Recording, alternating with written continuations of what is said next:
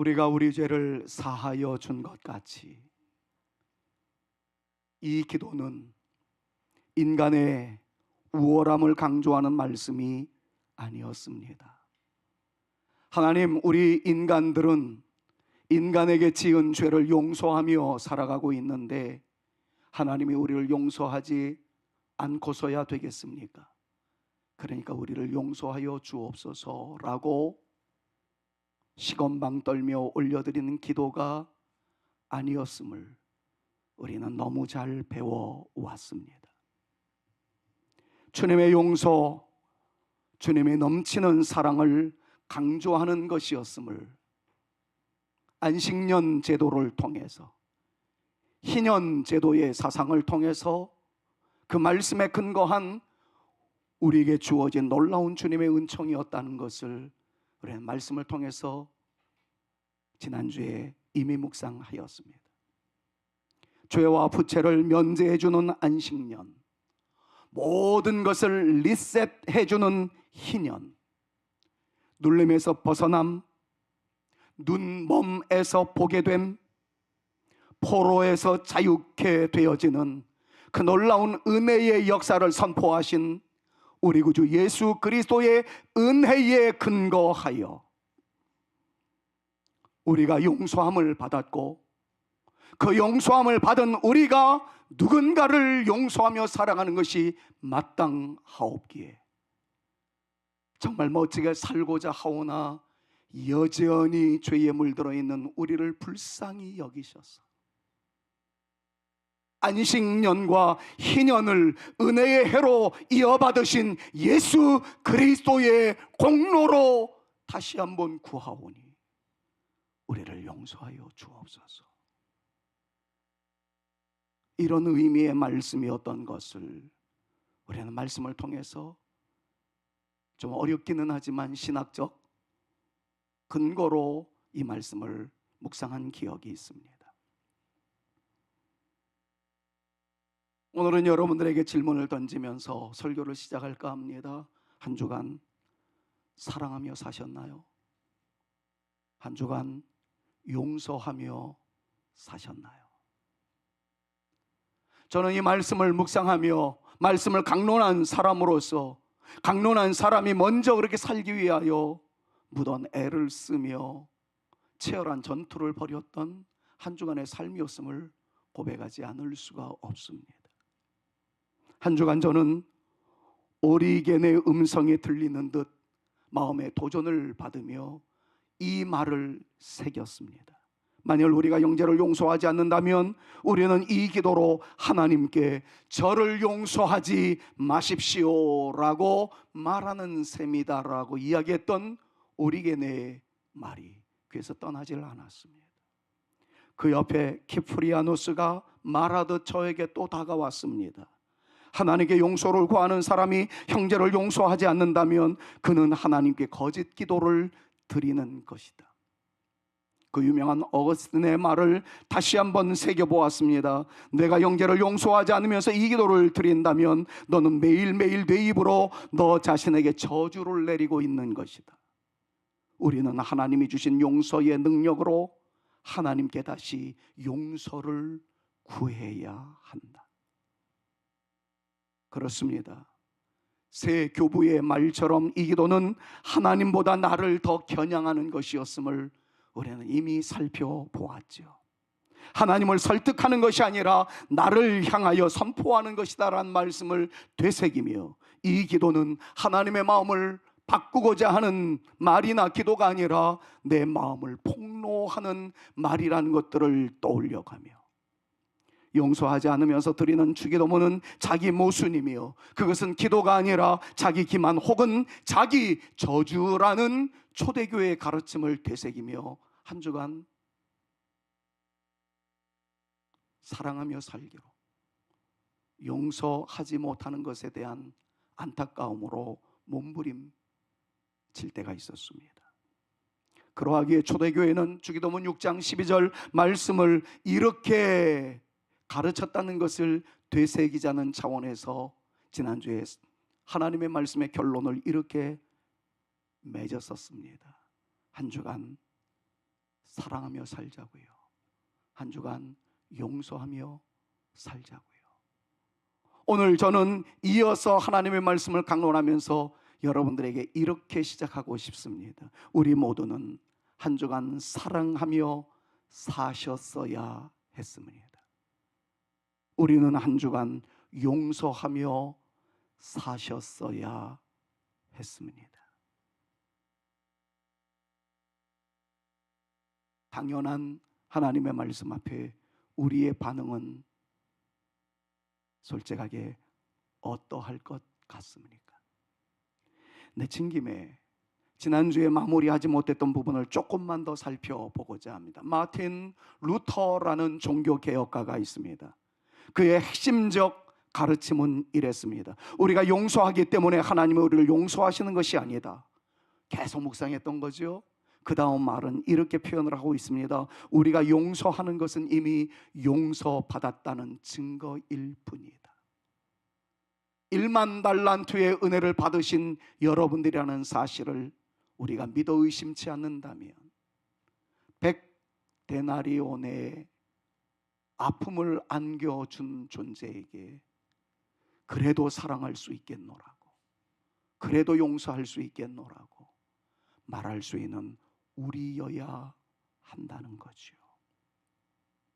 마틴 루터는 다소 완곡하게 설명합니다마는 강력하게 부가적 설명을 이렇게 합니다. 하나님의 용서를 경험한 사람은 용서하며 살 수밖에 없다는 겁니다. 용서받은 사람이기에 용서하며 사는 것은 당연하다라는 그의 일성을 우리는 놓치지 말아야 합니다. 주한 칼빈, 장로교를 시작할 수 있도록 신학적 토대를 마련하신 분이기 때문에 우리는 요한 칼빈에 대해서는 많이 알고 있습니다. 그분은 이렇게 이야기합니다. 그분이 가장 내세우기 좋아하는 것이 하나님의 주권적 은혜, 하나님의 절대적 은혜를 강조하기에 그분은 이렇게 이야기합니다. 하나님은 어떤 인간의 행위도 조건으로 삼지 않고 순수한 은혜로 용서하시는 분이십니다. 그러면서 칼빈은 더 단호하게 경고합니다.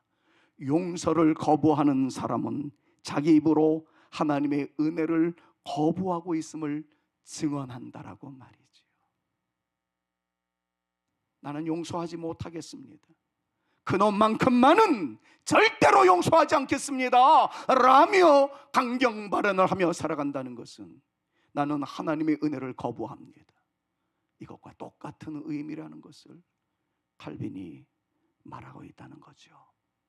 두 번의 강조점을 한 문장으로 요약하자면 바로 이것입니다. 용서하지 않는 사람은 참으로 용서받은 자가 아니다. 다른 말로 하면 진정으로 용서받은 사람이라면 용서하는 삶은 마땅하다라고 강조하고 있는 것입니다. 사랑하는 여러분, 오늘 저는 주보에 있는 한 청년의 감사의 내용을 보면서 울었습니다. 2부 예배 때도 벅차오르는 감동에 눈물을 흘리지 아니할 수가 없었는데 3부 예배 때는 억지로라도 참겠습니다. 제가 가르친 녀석 가운데 이런 고백을 하고 있다는 것 자체가 얼마나 목사로 하여금 큰 보람을 느끼게 만드는지. 한 청년의 일성은 이랬습니다. 주님께 드릴 수 있다는 것이 그것마저도 주님의 은혜라는 사실을 깨닫습니다. 한동안 나는 내가 누군가에게 드리는 것을 나의 자랑으로, 나의 의로 여겼던 생각을 가지고 살았었는데 드릴 수 있는 것 자체가 나의 의가 아니라 주님의 은혜라는 사실 앞에 감사하다는 그런 감사의 우물에 터져나온 한 청년, 그 청년의 이 감사가 얼마나 저를 힘있게 만들었는지, 목사로 하여금 보람되게 만들었는지.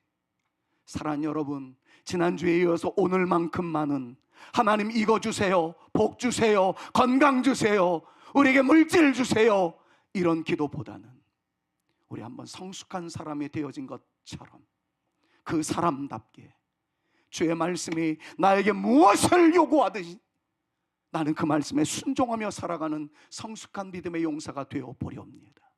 여러분, 이런 믿음을 가지고 오늘 말씀에 한번 깊이 빠져들 수 있는 저와 여러분들 모두가 되었으면 참 좋겠습니다. 성숙한 믿음으로의 도야. 여러분, 이것을 꾀하며 우리의 죄를 사하여 주옵소서. 이 말씀의 내용을 묵상해 보고자 합니다. 여러분, 이 말씀은 먼저 여전히 우리에게는 용서의 필요성이 있다는 것을 강조하는 말씀이기도 합니다. 그런데 여러분, 이 말씀이 오늘날 우리에게 일용할 양식을 주옵시고 라는 말씀과 연결되어 있다는 것을 먼저 주목해 보셔야 합니다. 이것은 인간에게 일용할 양식이 있어야 사는 것처럼 용서가 있어야만 살 수 있다는 의미로 우리에게와 닿을 수 있게 된다는 것을 여러분 잊어버리지 마십시오. 아니, 어쩌면 영적인 존재인 인간에게 일용할 양식으로 표현되어 있는 떡보다도 더 중요한 것이 용서의 개념이라는 것을 어쩌면 우리에게 알려주는 소중한 가치 있는 주님의 말씀일지도 모릅니다. 용서받음 없이 우리가 아무리 많은 떡을 가지고 있다고 할지라도 그것은 축복이 아니기 때문에 그렇습니다. 여러분, 한 비유로 예를 들자면 이렇습니다. 마치 죄인이 감옥에서 아무리 많은 떡을 먹어도 조금의 위로도 되어지지 못하고 단지 감옥에서 해방되는 용서와 자유를 원하고 있는 것과 마찬가지라고 생각하면 가히 틀리지 않을 것 같습니다. 만약에 그들에게 양식과 용서 중에 하나를 선택하라고 하면 그들은 모두 양식보다는 자유함을 받는 용서를 선택할 것이 뻔하기 때문에 그렇습니다. 여러분, 우리에게는 일용할 양식이 필요합니다. 그러나 혹시 우리에게 양식보다는 마음의 평안과 마음의 자유를 더 구하고 싶었던 우리의 경험은 없었는지를 되물어 보시면서 일용할 양식이 우리의 육체의 삶을 안전케 만들고 평온케 만드는 것이라고 한다면 죄 사함 받는 용서는 우리의 영적인 삶의 해방과 평안을 안겨주는 것이다라는 사실을 기억하며 오늘도 주의 용서의 은총이 우리의 허물과 죄를 덮어주시는 보혈의 능력이 오늘 이 시간 여러분들의 심령에 흐를 수 있기를 바라며 이 말씀을 증거하는 저에게도 놀라운 은혜로 가득 채워질 수 있기를, 그리고 우리가 받은 평화와 은혜로 말미암아 예배 마치고 문을 열고 나가는 순간 여러분들이 머물러 있는 곳에 어두움이 떠나가게 되고 하나님의 평화의 역사가 가득 나타나게 되는 충만한 은혜의 공동체 되어질 수 있기를 우리 구주 예수 그리스도의 이름으로 축원합니다. 자, 그렇다면 지난주에 이어서 이 말씀을 묵상하는 오늘 이 기도를 올릴 때마다 우리는 어떤 자세를 가져야 될지에 대한 주님의 가르침을 묵상해 보고자 합니다. 여러분, 이 기도를 올릴 때마다 무엇보다도 먼저 우선되어져야 할 것은 우리는 죄인들이라는 사실을 인정해야 한다는 것입니다. 우리는 하나님 앞에서 아직도 범죄하고 있는 죄인이라는 사실을 부인하지 마십시오. 어떤 분들은 죄를 윤리적 차원으로만 이해하며 자기에게 적용한 결과 나는 도적질도 안 했습니다, 간음도 안 했습니다, 살인도 안 했습니다, 강도를 일삼지 않았습니다 하여 나는 죄인이라고 말할 수 없습니다 라고 당차게 당당하게 얘기하는 분들도 혹 계실 수도 있을 겁니다. 틀리지 않습니다. 제가 여러분들의 얼굴을 보는 순간 여러분들도 지금 제가 열거한 이 죄를 지은 분들이 거의 없다라고 저는 확신해요. 그러하기에 나는 죄를 짓지 않았기 때문에 죄인이 아니다라고 이야기하는 분들에 대해서 존경의 마음을 갖고 사랑의 마음을 갖습니다. 그러나 성경은 윤리적 차원에서 하지 말라 하는 것을 행한 것에 대하여만 죄라 말씀하지 아니하고 하나님 나라의 윤리는 그것보다 더 진일보한다는 것을 깨달아야 합니다. 세상에서는 윤리적인 차원에서의 하지 말라 하는 모든 것들을 하지 않으면 죄인 아닙니다. 그러나 하나님 나라 공동체에서의 말씀하시는 주님의 윤리는 다릅니다. 적극적 사랑의 마음을 가지고 하라 하신 말씀에 대하여 불순종하는 것조차 죄라고 말씀하는 이 영역까지 우리를 끌어올려야 합니다. 야고보서 4장 17절 말씀 여러분 기억하고 계시나요? 같이 한번 읽어봅시다. 이러므로 크게 한번 읽습니다. 시작. 이러므로 사람이 선을 행하여 한다는 사실을 알고도 행치 아니하면 그것이 죄다. 이 말씀 앞에 서면 우리들 가운데 죄인이 아닌 사람이 하나도 없을 거예요.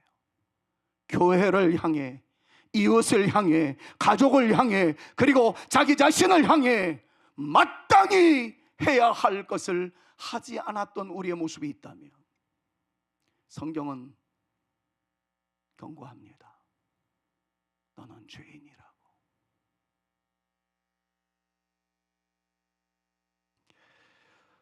한 분을 알고 있습니다.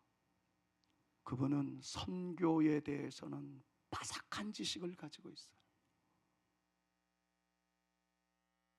알파에서 시작해서 오메가까지 선교에 대해서는, 선교지는 어떠하고 선교사는 어떠하고 교회는 어떤 선교 정책을 펼쳐야 되고 어떻게 해야 된다는 것을 바삭하게 알고 있습니다. 교회가 그것을 제대로 감당하지 못할 때 볼멘 소리를 합니다. 불평을 토로합니다. 교회를 비난합니다. 그 교회, 다니고 있는 교회의 선교 정책을 막 비판하기 시작합니다. 그런 분이 있어야 교회가 발전하는 것 또한 사실입니다.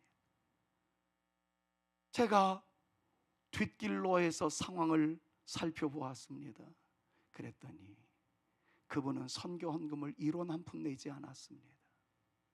교회를 제대로 섬기지도 않았습니다. 성도들을 사랑한다는 표현을 한 번도 하지 않았습니다. 교회를 통하여 나타나는 하나님의 놀라운 사랑에 기꺼이 자기 것을 헌신함으로써 동참하지도 않았습니다.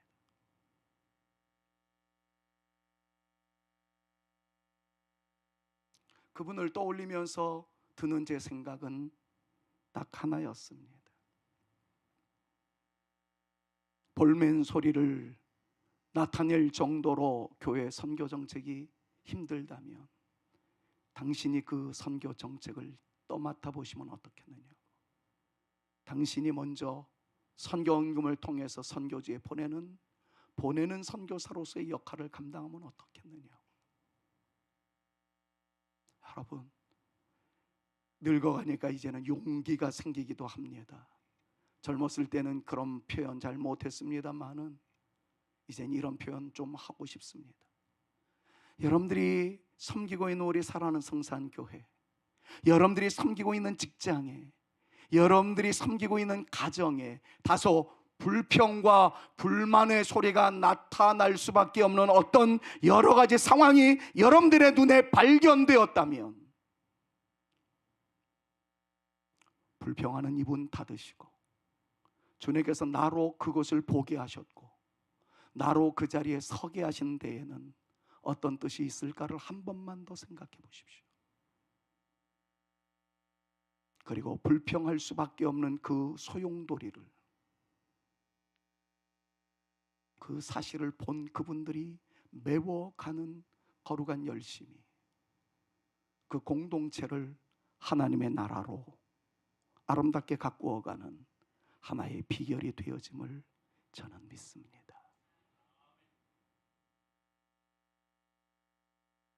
불평하는 입을 열지 마시고 우리의 손으로 불평의 요소를 안아보는 것.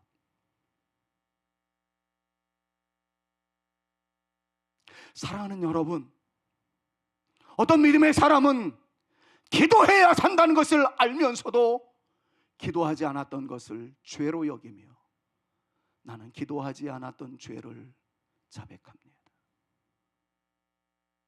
사랑하지 못했던 죄를 고백합니다.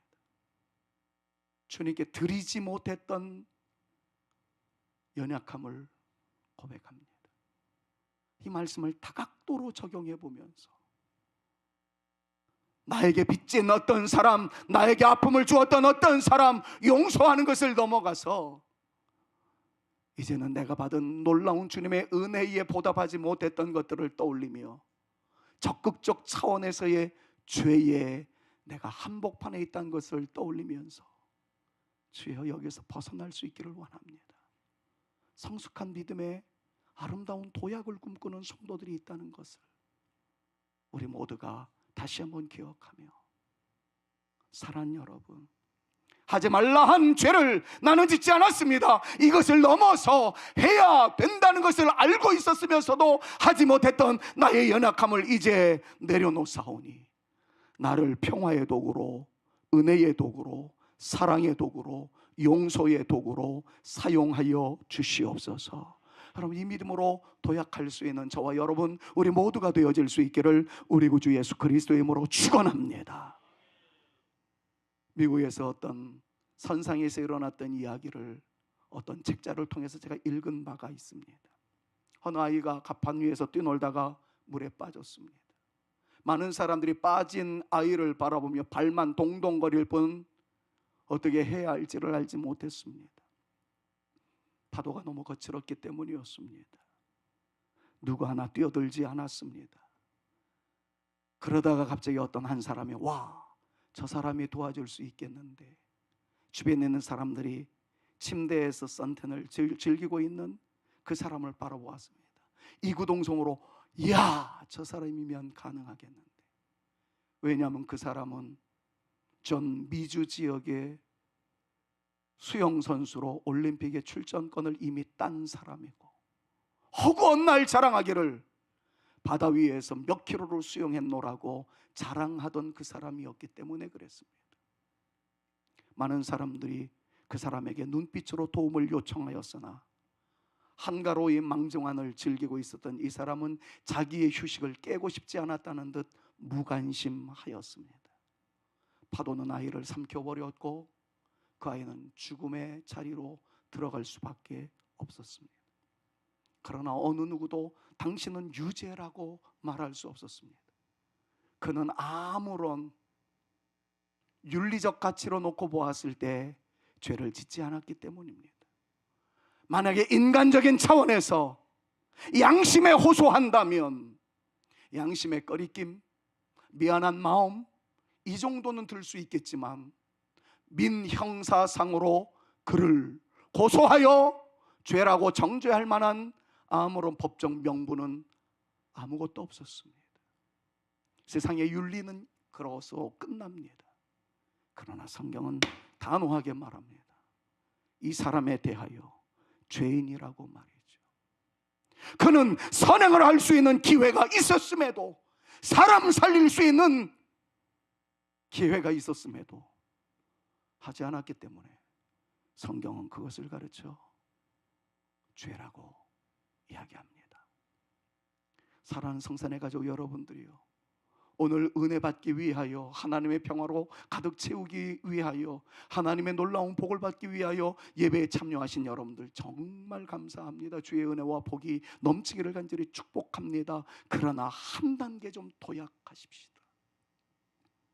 우리의 죄는 하지 말라 하신 세상적인 윤리를 어김으로써 나타나는 죄뿐만 아니라 그리스도인으로서 마땅히 해야 할 선한 일, 의의 길, 믿음의 길, 사랑의 길 놓치면 그것 또한 죄라는 고차원적 믿음의 영역의 윤리의식을 가지고 먼저 손을 내밀어 줄 수 있는, 사랑해 줄 수 있는, 용서해 줄 수 있는 그러한 단계로 올라가는 저와 여러분, 우리 모두가 되어질 수 있기를 우리 구주 예수 그리스도의 이름으로 축원합니다. 이 죄에 대한 주님의 해결책은 회개에 달려있다라는 것을 확신하는 자세가 이 기도를 올릴 때마다 간직해야 할 기도 제목인 겁니다. 성경은 우리에게 죄를 자백하며 용서를 구하라고 강조하고 계시죠. 우리가 우리 죄를 사하여 준 것 같이 우리의 죄를 사하여 주옵소서. 회개하라는 뜻이에요. 칼빈은 강조합니다. 자기의 죄를 자백하지 않는 것은 갚아야 할 빚을 갚지 않는 것과 같은 것이라고 말이지요. 어떤 분들은 그렇게 이야기합니다. 회개하고 난 다음에 또 죄를 짓더군요. 죄를 짓고 또 회개하고 또 죄를 짓고 이렇게 반복하느니, 그렇게 반복하는 것은 하나님을 우롱하는 처사가 아니냐며 범죄와 자백에 대해서 비판하는 어떤 자유주의 신학자도 있는 것을 저는 보았습니다. 옳은 듯 보이기도 합니다. 그러나 기억하십시오. 죄를 자백하는 것을 포기하는 것은 더 큰 죄에 빠지는 길이라는 사실을 말입니다. 주님께서도 이렇게 말씀하셨던 것을 기억하지 않습니까?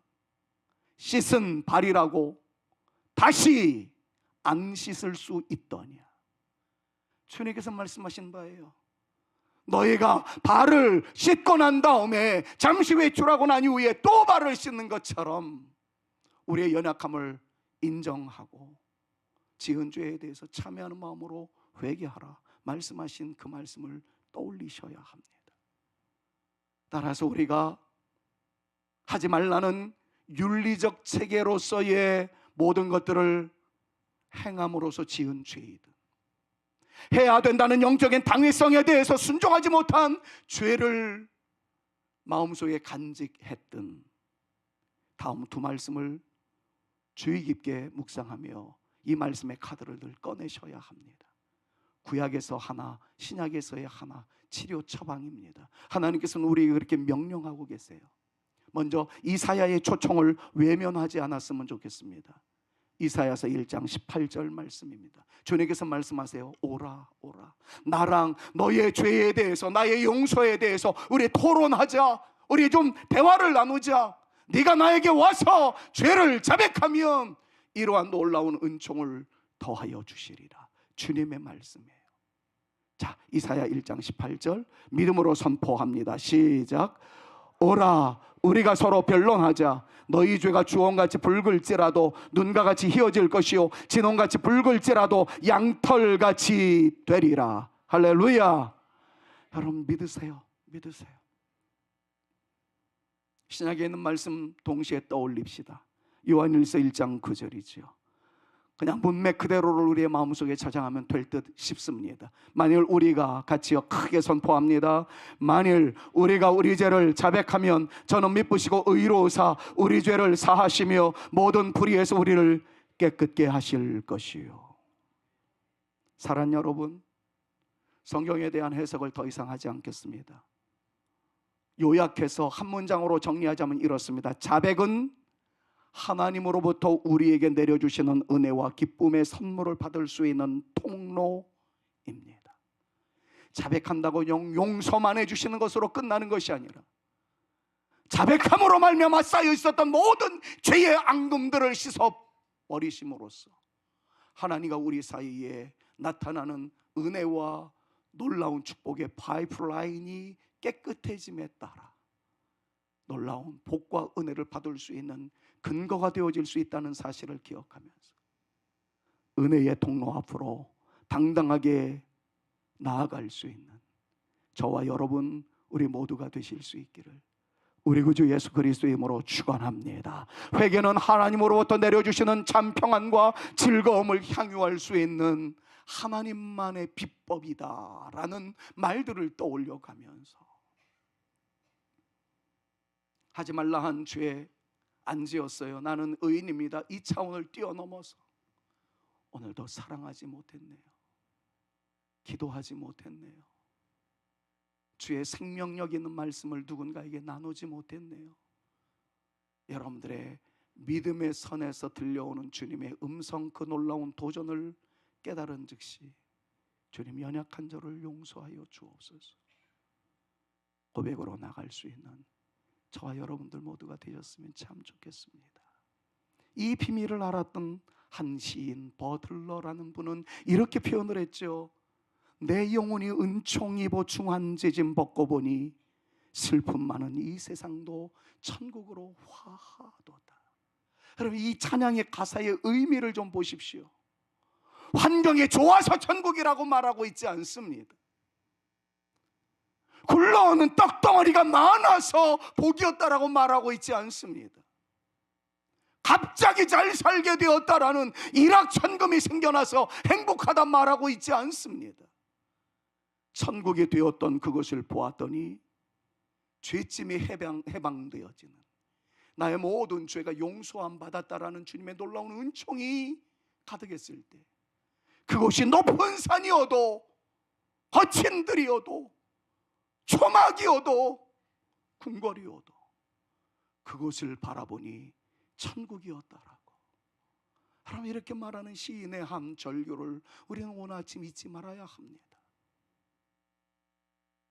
여러분들에게 갑자기 떼돈이 들어오지 않는다 할지라도, 갑자기 질병에서 고침을 받지 못했다 할지라도, 여러분들의 삶의 상황이 이전과 별반 다르지 않다 할지라도, 우리 주님께서 용서해 주시는 그 놀라운 은총으로 말미암아 하늘의 평안을 맛보며 살아가는 여러분들의 생애가 되어질 수 있기를, 여러분들의 가정이 되어질 수 있기를, 여러분들의 삶의 자리가 되어질 수 있기를, 우리 사랑하는 성산교회가 되어질 수 있기를, 오늘 이 시간이 되어질 수 있기를 우리 구주 예수 그리스도의 이름으로 축원합니다. 마지막으로, 우리의 죄를 용서하여 주옵소서. 이 말은 다른 사람의 죄를 용서해 주는 겸손하고도 적극적인 사랑의 실천이 우리 가운데 있어야 된다는 것을 주기도문은 우리에게 가르쳐 주고 있는 거예요.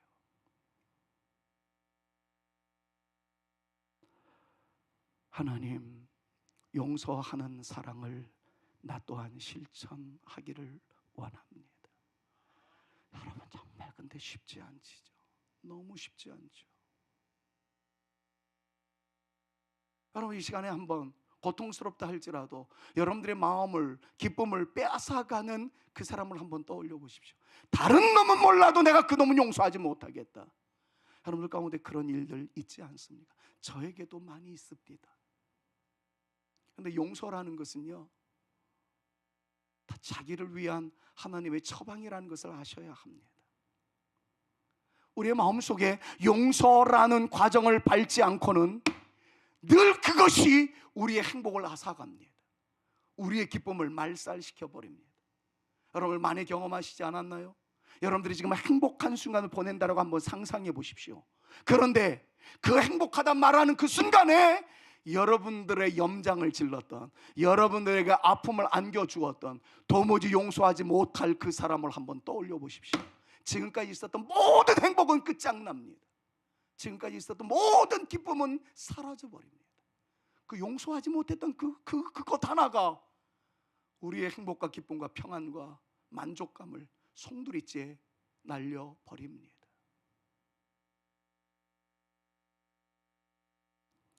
용서하지 못하는 상한 감정 때문에 많은 기쁨이 상실되고 평안함이 사라져버리는 그 모습을 우리가 얼마나 많이 경험하고 있는지요. 그렇기 때문에 우리는 다음을 떠올려야 합니다. 우리의 평안함을 위해서라도, 좀 이기적인 표현입니다. 우리의 만족된 삶을 위해서라도 우리는 용서하며 살아야 된다는 거죠. 자, 그렇다면 용서가 뭡니까? 용서는 잊어버리는 게 아닙니다. 절대로 잊어지지 않습니다. 여러분들이 당했던 마음의 상처, 그건 트라우마가 되어서 아무리 잊으려고 해도 잊혀지지 않습니다. 지워버리려고 하면 지워버리려고 하는 수만큼 더 많이 우리 가운데 꿈틀거리고 우리를 못 살게 굽니다. 만약에 용서가 잊어버리는 것이라면 하나님도 우리의 죄를 잊어버리셔야 합니다. 그런데 하나님이 만약에 잊어버리는 것이 있다면 하나님은 하나님이실 수가 없어요.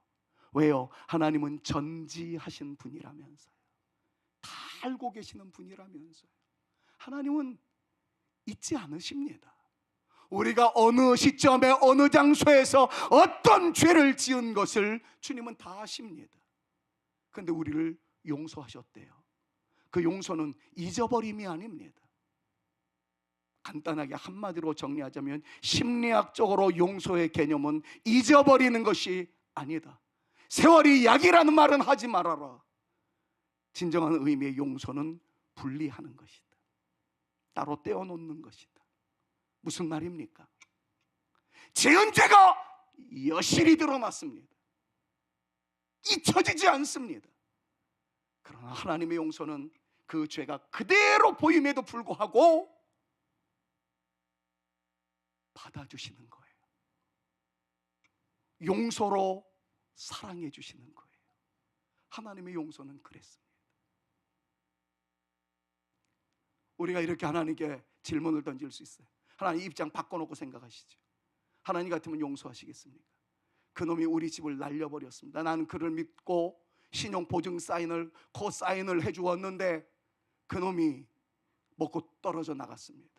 그날 이후로 우리 아이들은 사글세방에서 전전긍긍하며 삽니다. 이런 놈을 어떻게 용서해 주란 말입니다. 용서 못합니다. 생각하면 생각할수록 분노가 치밉니다. 그때 하나님께서는 이렇게 말씀합니다. 너는 집을 잃었니? 나는 너의 죄를 위해서 내 아들 죽였다. 내가 죽었다. 너의 모든 죄를 나는 정확하게 기억하고 있다. 그럼에도 불구하고 내가 죽는 사랑을 선택했다. 여러분, 이것이 주님의 용서의 모습이었던 거예요. 용서는 있는다고 해서 잊어지는 것이 아닙니다. 쳐다보지 않는다고 해서 사라지는 것이 아닙니다. 용서는 감정의 영역이 아니라 의지의 영역이라는 것을, 그래서 심리학자들도, 종교 심리학을 강조하는 사람들도, 성경도 그렇게 말씀합니다. 용서는 내 감정이 편안해질 때, 그 나에게 아픔을 주었던 그 사람이 이뻐 보일 때 시작되는 것이 아니라 해야 되겠다고 이를 악물고 해야 하는 것이 용서라는 사실을 성경은 우리에게 가르쳐주고 있습니다. 나의 아픔을 주었던 그 사람이 예뻐 보일 때까지 기다린다면 우린 영원히 그 사람을 용서하기 어렵습니다. 저 지금 쉽게 설교하는 거 아닙니다. 이 말씀을 증거하기 위해서 제가 얼마나 싸워야 했는지 모릅니다. 김 목사, 니도 못하고 있잖아. 그래, 나 이 말씀을 증거하면서 나에게 선포하려 한다. 용서하는 마음을 주시옵소서가 아니라 용서할 수 있는 의지적 결단을 나에게 주시옵소서. 그 믿음으로 설교하려 한다. 지금 그 마음으로 여러분들에게 설교하고 있는 것입니다. 결론을 이렇게 맺겠습니다. 용서라는 설교를 할 때마다 제가 따라갈 수 없는 영성을 소유한 코리 할머니의 이야기입니다. 저를 통해서 이분에 대한 이야기를 몇 번 들으신 분들이 있을 거예요. 그래도 이분처럼 용서의 핵심이 무엇인지를 명확하게 알려주는 분이 따로 없어서 주는 나의 피난처라는 책을 쓴 코리 텐 붐 할머니를 여러분들에게 소개해 드리려고 합니다. 제가 읽었던 수많은 책 가운데에 5손가락 안에 들어가는 최애 책이 있다면 무엇입니까? 라고 얘기한다면 이 한 권이 저의 손가락 안에 들어가고 있는 책이다 라고 말씀드리고 싶어요. 그 여인은 화란 사람이었습니다. 네덜란드 사람이었습니다. 제2차 세계대전 때 유대인들을 숨겨줬다는 단 하나의 이유 때문에 그는 라벤스부르크 수용소, 나치 수용소에 수감됩니다. 온갖 학대를 다 받습니다. 유대인들을 도와주었다는 단 하나의 죄목으로 그의 사랑하는 언니와 동생이 처참히 죽임을 당합니다. 그리고 유독 한 독일 병사에 의해서 온몸이 다 찢겨지고 찢어 내려간 옷 사이로 드러난 여성의 몸매를 처참하게 유린했던 바로 그 사람이었습니다. 자기를 성폭행하였고 자기의 혈육을 다 죽였던 그 독일 병사를 생각하면 분노의 치를 떨 수밖에 없었던 그 상황이었던 거죠. 주님의 은혜인지 그는 기적적으로 살아났습니다. 그리고 종전이 되어지고 난 이후에 독일 전역을 돌아다니며 주의 용서의 복음을 증거하였어요. 여러분도 우리를 힘들게 했지만 우리는 당신을 예수님의 사랑으로 사랑합니다. 사랑하며 살자고 그렇게 복음을 증거하는 사람이 되었어요. 그러기를 수차례 지나가고 어느 한 자그마한 마을에 자그마한 교회에서 이 용서하는 복음을 증거하고 난 다음에 예배 마치고 현관에서 저와 악수하는 것처럼 그분은 예배를 드린 모든 사람들과 한 사람 한 사람 악수하고 있는 순간이었습니다. 서너 사람 떨어져 있을까요? 유난히 키가 크고 바짝 말라버린 그 사람을 떠올리는 순간 커리 할머니는 얼음이 되어버리고 말았습니다. 생각해보니 그 놈이 천하에 때려 죽일 바로 그 놈이었던 거죠. 자기의 가족을 다 처참하게 죽였던, 자기의 순결을 강탈했었던, 성적 학대를 일삼았던 그 놈이었습니다. 코리 할머니는 그때 이렇게 이야기합니다. 하나님, 다른 사람, 학대를 일삼았던 독일 병정들을 향해서는 내가 용서하겠노라고 용서의 복음을 증거할 수 있습니다만은 이 사람만큼만은 제가 사랑할 수 없습니다. 용서할 수 없습니다. 악수 못하겠습니다. 그때 고리 할머니에게 들려온 하나님의 음성은 이렇다라고 주는 나의 피난처에 기록되어 있었습니다. 고리, 나는 너에게 저 사람을 용서할 수 있느냐 없느냐를 물어보고 있는 것이 아니라 저 사람을 그냥 용서하라고 명령을 내리고 있는 것이다. 코리는 몇 번의 갈등 끝자락에 이렇게 고백합니다. 하나님, 나는 진정 저 사람을 용서할 마음이 없습니다마는 주님의 명령이시기에 손을 내밀겠습니다. 용서의 마음도 아니었습니다. 사랑한다는 마음은 더더욱이 아니었습니다. 그냥 명령이었기에 손을 내밀라 말씀하셔서 그냥 손만 내밀겠습니다. 그 사람이 코리 할머니의 손을 잡는 순간 코리 할머니는 다음과 같은 글을 이 책 말미에 써놨습니다. 나는 새로이 기독교가 무엇인지를 깨달았습니다. 미움을 사랑으로 승화시키는 위대한 하나님의 용서와 사랑이 어떤 것인지를 이제야 깨달았습니다. 그리고 용서의 기쁨과 환희가 얼마나 큰 것인가를 이제야 알 수 있었습니다. 그의 표현은 이랬던 거죠. 손을 내미는 순간 그건 억지였습니다. 마음의 감동도 아니었습니다. 그냥 내미는 손이었습니다. 내미는 순간 하나님의 평화가, 경이로운 하나님의 기쁨이, 놀라운 하나님의 사랑이 그녀를 감쌌다고, 그녀를 덮었다라고 그렇게 말씀합니다.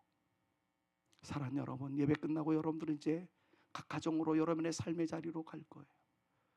오늘은 주의 은혜, 복 이거를 받게 해달라고 구하는 시간이기보다는 하나님, 나도 실천적 믿음의 용기를 가지고 이것을 일주일 동안 한 번이라도 실천할 수 있는 능력과 믿음의 용기를 허락하여 주옵소서. 여러분, 이 믿음으로 여러분들의 길을 열어갈 수 있었으면 좋겠습니다. 몇 분만 그렇게 한다면 저의 설교, 이 부담스러운 설교는 성공적이라고 저는 생각할 겁니다.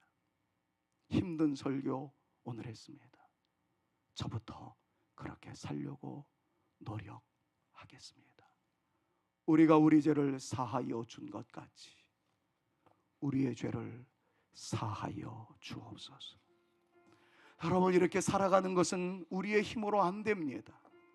주님의 은혜로 된다는 사실 기억하면서 여러분, 이 찬양을 그냥 가볍게 쉽게 부르지 마십시오. 내가 고난 중에도 찬송할 수 있는 것은 은혜의 힘입니다. 내가 실패했어도 감사할 수 있는 것은 은혜의 힘입니다. 나를 대적하는 자 사랑할 수 있는 것도 은혜의 힘입니다. 내게 고통 주는 자 품어줄 수 있는 것도 은혜의 힘입니다. 주여, 이 은혜의 힘이 나에게 나타나 주시옵소서. 여러분, 이 믿음을 가지고 오늘 이 찬양을 한번 해보십시다. 오늘 근사하게 주님 한번 닮아가 보십시다. 이번 한 주간 정말 멋있게 주님을 따라가는, 주님의 말씀에 의지하여 주님처럼 살아가는 우리 이번 한 해의 캐치프레이즈를 한번 실천해 나갈 수 있는 용기 있는 저와 여러분들 모두가 될 수 있기를 간절히 소망하면서 주님을 찬양합시다.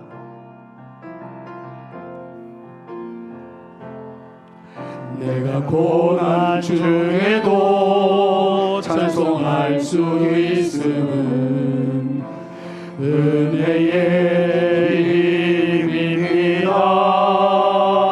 힘입니다. 내가 실패했어도 감사할 수 있음은 은혜의 힘입니다. 말씀 생각하면서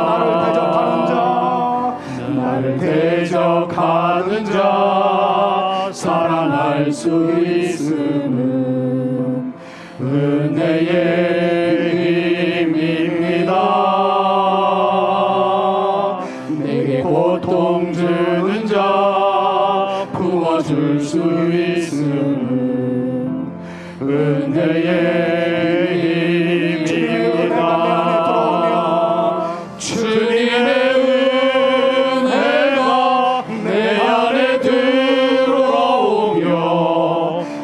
날마다 기뻐집니다.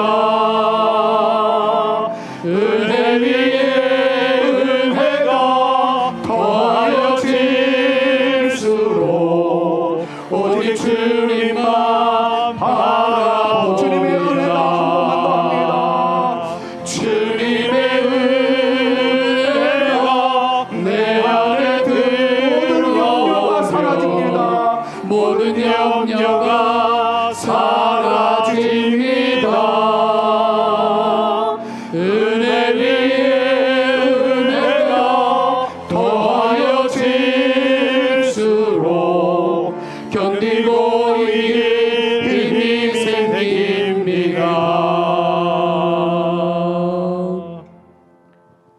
예수 그리스도의 은혜와 하나님 우리 아버지의 극진하신 사랑하심과 성령님의 감화감동 위로교통 충만케 하심이 용서하지 못할 그 상황, 용서하지 못할 그 사람, 그때 그 일 쉽지는 않아도 네가 1만 달란트의 은혜를 받은 사람들답게 100데나리온의 아픔을 준 그 사람을 주님의 사랑으로 품어줄 수 없겠니?